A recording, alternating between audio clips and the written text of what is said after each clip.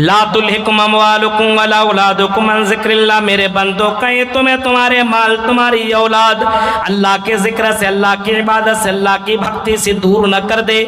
ذرا تصور کرو جناب محمد رسول اللہ کو، جو نبی اتنا بڑا ہے کہ اللہ کے بعد سب سے زیادہ نام اگر کسی کا لیا جا رہا ہے تو اللہ کے نبی صلی اللہ علیہ وسلم کا نام دنیا میں لیا جا رہا ہے۔ اللہ کے نبی اپنے مال کو اللہ کے راہ میں خرچ کر رہے ہیں، مال کو لٹا رہے ہیں، مال کو اللہ کے راہ میں دے رہے ہیں، مال کو دیتے چلے جا رہے ہیں۔ صحابہ کرام اللہ کے نبی صلی اللہ علیہ وسلم مسجد نبوی میں کھڑے ہو کر کے کہتے ہیں کہ کون ہے جو اللہ کے راہ میں مال کو خرچ کرتا ہو، کون ہے جو 100 اونٹ دینے کو تیار ہو۔ حضرت عثمان غنی اٹھتے ہیں اور کہتے ہیں اللہ کے نبی یہ لیجئے 100 اونٹ، لیجئے اللہ کے نبی 100 اونٹ، اللہ نے مجھے نوازا، یہ اللہ کے لیے 100 اونٹ لے لیجئے۔ پھر آپ نے دوسرے خطبے میں اعلان کیا کون ہے جو اللہ کے راہ میں 100 اونٹ دے دے اور جنت اپنے لیے کنفرم کر لے، اپنے لیے کنفرم کر لے، کون ہے؟ حضرت عثمان غنی پھر کھڑے اور کہا کہ اللہ کے نبی کسی اور سے سوال مت کیجئے۔ عثمان غنی 100 اونٹ دینے کو تیار ہے۔ عثمان غنی سے بار بار اللہ کے نبی اعلان کرتے گئے اور حضرت عثمان غنی بار بار دیتے چلے گئے۔ 7 مرتبہ حضرت عثمان غنی نے 700 اونٹ دیے۔ اللہ کے نبی نے فرمایا لا، اے عثمان سنو، اے عثمان سنو، تم نے اللہ کے راہ میں اتنا دے دیا ہے، آج کے بعد اگر تم کوئی عمل بھی نہ کرو لیکن پھر بھی تمہیں جنت میں جانے سے کوئی نہیں بچا سکتا ہے۔ میرے پیارے ساتھیوں، حضرت عثمان غنی کو اللہ کے نبی نے دنیا ہی میں جنت کی گارنٹی دے دی، ضمانت دے دی، لیکن عثمان غنی کی زندگی دیکھو، حضرت عثمان غنی کو ذرا دیکھو، ذرا تصور کرو، جب وہ قبرستان سے گزرا کرتے تھے، قبر سے گزرا کرتے تھے تو میرے بھائیوں حضرت عثمان غنی بہت ہی زیادہ رویا کرتے تھے۔ جب مدینہ کے اندر قحط سالی پڑا، مدینہ کے سرزمین کے اوپر قحط سالی پڑا، لوگ کھانے پینے کے لیے ترس رہے ہیں، لیکن یہ عثمان غنی بڑا مالدار آدمی ہے۔ عثمان غنی کا مال ملک شام سے آیا، ملک شام سے حضرت عثمان غنی کا مال واپس آیا، مال آیا، بوریوں کے اناج لدے ہوئے۔ مدینہ کے بڑے بڑے تاجر عثمان غنی کے پاس آئے اور آنے کے بعد کہتے ہیں آئے عثمان اس مال کو ہمیں دے دو، کتنا میں تم نے خریدا اسے گنا زیادہ لے لو۔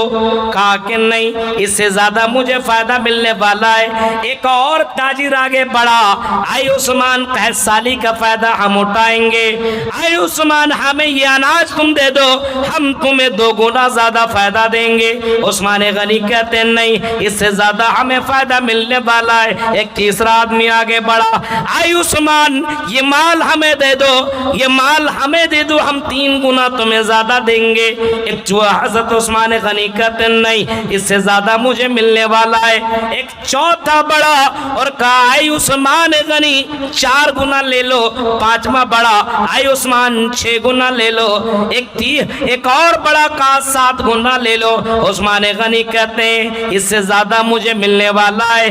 چیخ کر کے مدینہ کے تجار کہنے لگے اے عثمان ذرا بتاؤ، ہم مدینہ کے تجار یہاں پہ موجود ہیں، ہم سے بڑا تاجر کون، ہم سے بڑا تم کو دینے والا پروفٹ کون ہے؟ سب سے زیادہ پروفٹ ہم تمہیں دے رہے ہیں۔ 1 روپیہ میں اگر خریدا تو 7 روپیہ لے لو، 100 روپیہ میں لیا تو 700 روپیہ لے لو، ہم تمہیں 700 گنا بڑھا کر کے 7 گنا بڑھا کر کے دے رہے ہیں۔ اتنا دینے والا تمہیں مدینہ میں کون تمہیں مل گیا ہے؟ حضرت عثمان غنی چیخ کر کے کہتے ہیں میرا اللہ، میرا اللہ، میرا اللہ یہ مالدار ہے حضرت عثمان غنی، اور اس نے ملک شام سے لایا ہوا سارے مال کو غریبوں اور یتیموں میں بانٹ دیا، تقسیم کر دیا۔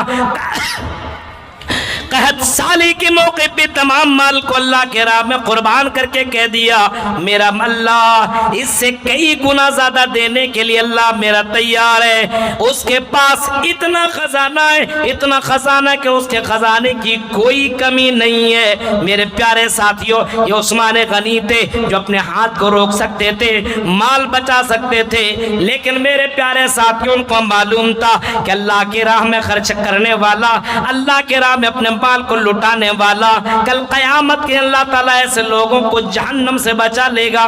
میرے پیارے ساتھیوں تصور کرو آج ہمارے یہاں مال کی وجہ سے لوگ اللہ کو بھول بیٹھے ہیں. پیسہ ہے، بڑا بڑا موبائل لے لے، بڑی بڑی گاڑیاں، گھر مکان اسی میں لگا ہوا ہے، دولت پہ دولت، لیکن اللہ کو یاد نہیں کر رہا ہے. ہم لوگ جلسہ سن کر کے کیا کریں گے؟ کیا ضرورت؟ ہمارے پاس کسی چیز کی کمی ہے کیا؟ میرے بھائیوں نہیں، قرآن و حدیث کے لیے آپ کو ٹائم نکالنا پڑے گا، ذکر و اذکار کے لیے آپ کو ٹائم نکالنا پڑے گا. اللہ کو بھولنا نہیں ہے بلکہ اللہ کو یاد کرنا پڑے گا. ذرا تصور کیجئے اللہ کے نبی کے پاس کیا نہیں تھا، کیا نہیں تھا. اللہ کے پاس ساری چیزیں ہونے کے باوجود اللہ کے نبی اللہ کو نہیں بھول رہے. سب سے زیادہ اللہ کو یاد کرنے والے جناب محمد الرسول اللہ. یہ مال ہے، مال کی وجہ سے کہیں تم جہنم کے در نہ چلے جاؤ. آج مسلمانوں کو دیکھ کے کمانے کے لیے گیا، لیکن نماز نہیں ہے مسلمانوں کے پاس. کماتا ہے، مولوی صاحب رات میں آیا، آ کر کے کھایا پیا سو گیا، صبح میں اٹھا پھر کمانے کے لیے نکل گیا. اس کو اتنی توفیق نہیں ہے کہ صبح کے وقت وہ بندہ اٹھ رہا ہے وہ اللہ کی مہربانی سے اٹھ رہا ہے. کیا پتا رات میں سویا تھا، صبح اٹھ نہ سکتا تھا، لیکن اٹھا تو اللہ کا شکر ادا ہونا چاہیے تھا اور نماز پڑھ کر کے اس کو رزق کی تلاش میں نکلنا تھا. لیکن مال کی دولت میں اس نے اندھا بنا دیا ہے اور مال کے چکر میں بندہ اندھا بن چکا ہے. میرے پیارے ساتھیوں، اللہ کے نبی صلی اللہ علیہ وسلم نے کبھی فرمایا کہ آنے والا وقت میں تمہارے درمیان اللہ تبارک و تعالیٰ بہت سے لوگ ایسے ہوں گے جن کے دلوں کے اندر ایک بیماری ہو جائے گی، بیماری ہو جائے گی. اور اس بیماری کا نام کیا ہوگا جانتے ہو؟ نبی نے فرمایا اس کا نام کورونا وائرس نہیں، اس کا نام کینسر نہیں، اس کا نام ہارٹ اٹیک نہیں، بلکہ اس بیماری کا نام وہن ہوگا. صحابہ کہتے ہیں اللہ کے نبی وہن کا نام ہم آپ سے سن رہے ہیں، اس کا میننگ کیا، اس کا مطلب کیا؟ آپ نے فرمایا حب الدنیا و کراہیت الموت. مسلمانوں کے پاس ایک بیماری آ جائے گی جس کا نام وہن ہوگا. وہن کا مطلب ہوتا ہے دنیا سے بہت ہی زیادہ محبت اور آخرت سے نفرت ہو جائے گی. آج دیکھیے مسلمانوں کو، دیکھیے آج دنیا سے کتنی محبت ہے. دنیا نہیں بھول پا رہا ہے. جلسوں کے اندر آیا پھر بھی دنیا.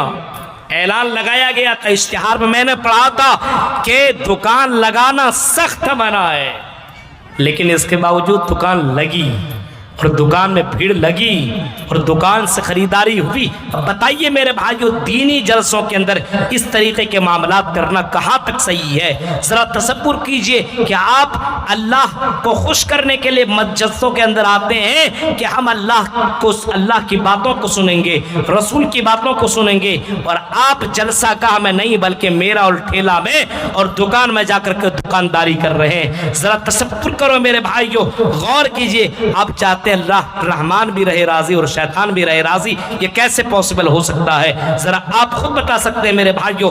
آج دنیا سے کتنی زیادہ محبت ہے، کتنی زیادہ محبت ہے. آپ خود دل کے اندر ہاتھ رکھ کر کے بتائیے، آپ روزانہ اللہ کو کتنا یاد کرتے ہیں؟ یہ مال سے محبت کا نتیجہ ہے.